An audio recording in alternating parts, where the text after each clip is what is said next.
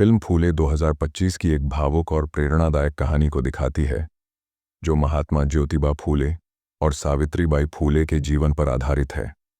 यह कहानी हमें 19वीं सदी के भारत में ले जाती है, खासकर पुणे में, जहां जाति पात और समाज में भेदभाव बहुत ज्यादा था।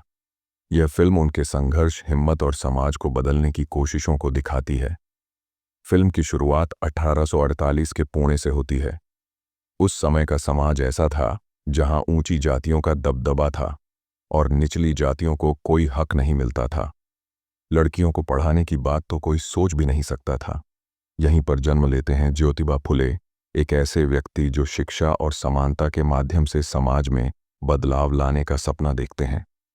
फिल्म की शुरुआती दृश्य उनके बचपन को दर्शाते हैं, जहां एक निम्न जाति के बालक को स्कूल जाने से रोका जाता है और सामाजिक भेदभाव का कड़वा स्वाद चखना पड़ता है।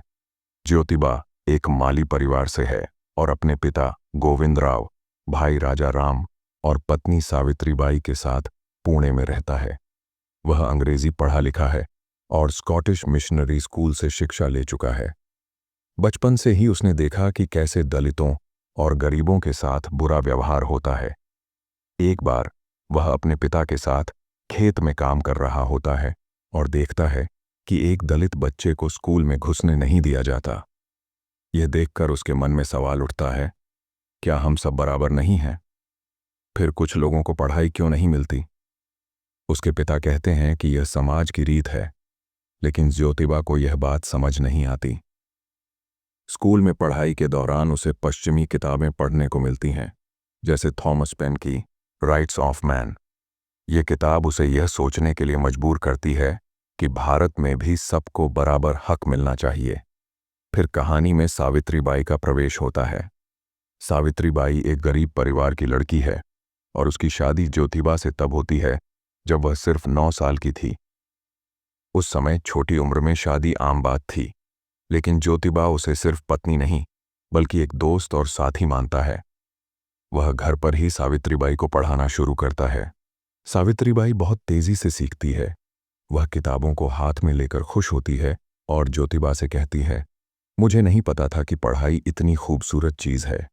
ज्योतिबा उसे देखकर मुस्कुराता है और कहता है, ये सिर्फ तुम्हारे लिए नहीं, समाज के लिए भी जरूरी है। दोनों के बीच यह रिश्ता प्यार और सम्मान से भरा होता है। सावित्रीबाई धीरे धीरे ज्योतिबा के सपनों को समझने लगती है। एक दिन ज्योतिबा और सावित्रीबाई एक शादी में जाते हैं। वहां वे देखते हैं कि एक विधवा औरत से बहुत बुरा व्यवहार किया जा रहा है। लोग उसे अपमानित करते हैं और समाज से बाहर कर देते हैं। यह देखकर ज्योतिबा का दिल टूट जाता है। वह सावित्रीबाई से कहता है, क्या यह सही है कि एक औरत को सिर्फ इसलिए इतना दुख सहना पड़े क्योंकि उसका पति नहीं है? सावित्रीबाई भी भावुक हो जाती है और कहती है, हमें कुछ करना चाहिए। उस रात दोनों लंबी बात करते हैं और फैसला करते हैं कि वे समाज में बदलाव लाएंगे। ज्योतिबा कहता है, शिक्षा ही वह रास्ता है जिससे हम लोगों की सोच बदल सकते हैं। सावित्रीबाई उसकी बात से सहमत होती है। 1848 में ज्योतिबा और सावित्रीबाई एक बड़ा कदम उठाते हैं। वे पुणे में लड़कियों के लिए पहला स्कूल खोलते हैं। यह उस समय की सबसे नई और साहसी कोशिश थी। सावित्रीबाई खुद शिक्षिका बनती है। स्कूल में पहले दिन सिर्फ 6 लड़कियां आती हैं। सावित्रीबाई उन्हें प्यार से पढ़ाती है और कहती है, तुम यहां पढ़कर अपने सपने पूरे कर सकती हो।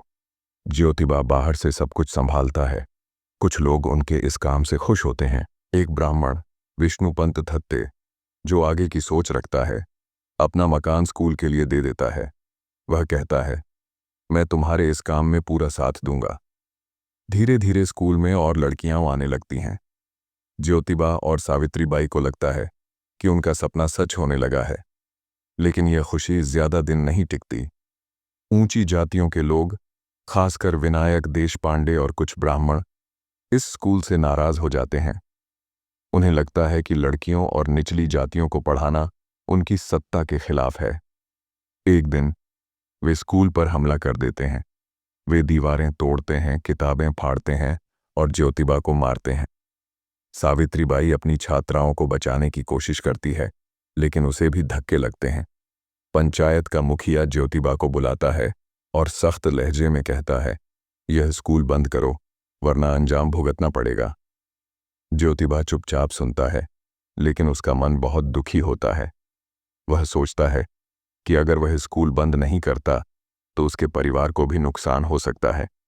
ज्योतिबा अपने परिवार को परेशानी में नहीं डालना चाहता, इसलिए वह और सावित्रीबाई फुले निवास छोड़कर अपने बचपन के दोस्त उस्मान शेख के घर चले जाते हैं। उस्मान एक मुस्लिम है, लेकिन ज्योतिबा का सच्चा दोस्त है।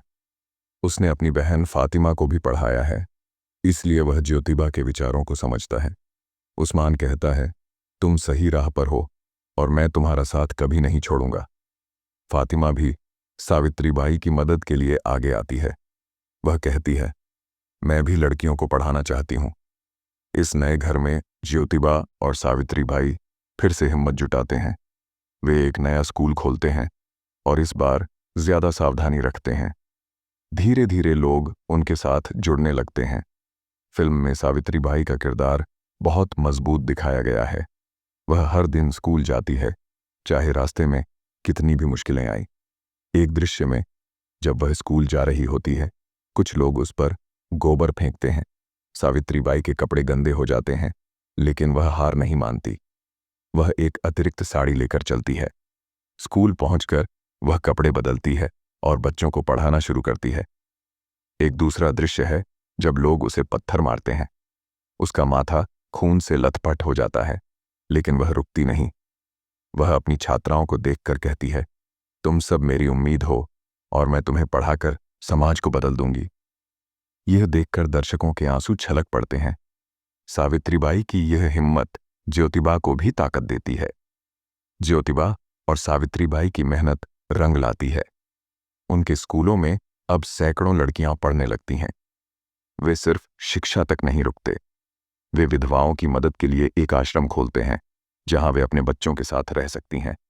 एक दृश्य में एक विधवा औरत आश्रम में आती है और रोते हुए कहती है, मेरे पास कोई ठिकाना नहीं था, आपने मुझे बचा लिया। सावित्रीबाई उसे गले लगाती है और कहती है, अब तुम अकेली नहीं हो। इसके अलावा ज्योतिबा सत्यशोधक समाज बनाता है। यह एक ऐसा संगठन है जो जाति-पात के खिलाफ लड़ता है और कहता है कि हर इंसान बराबर है। एक सभा में ज्योतिबा बोलता है, जाति का कोई धर्म नहीं होता, इंसानियत ही सबसे बड़ा धर्म है। लोग उसकी बात सुनकर तालियां बजाते हैं। फिल्म के आखिरी हिस्से में ज्योतिबा और सावित्रीबाई के काम का असर दिखता है। समाज में बदलाव की शुरुआत हो चुकी है। लोग उन्हें सम्मान देने लगते हैं। ज्योतिबा को महात्मा की उपाधि मिलती है, लेकिन उम्र बढ़ने के साथ उसकी तबीयत खराब होने लगती है। एक दृश्य में वह बीमार बिस्तर पर लेटा होता है और सावित्रीबाई से कहता है, मेरा काम अधूरा मत छोड़ना। सावित्रीबाई उसका हाथ पकड़कर रोते हुए कहती है, मैं वादा करती हूं। ज्योतिबा की मृत्यु के बाद सावित्रीबाई अकेले ही उनके सपनों को आगे बढ़ाती है। फिल्म का आखिरी दृश्य शायद यह दिखाता है कि उनके स्कूल आज भी चल रहे हैं और उनकी सोच ने लाखों लोगों की जिंदगी बदली।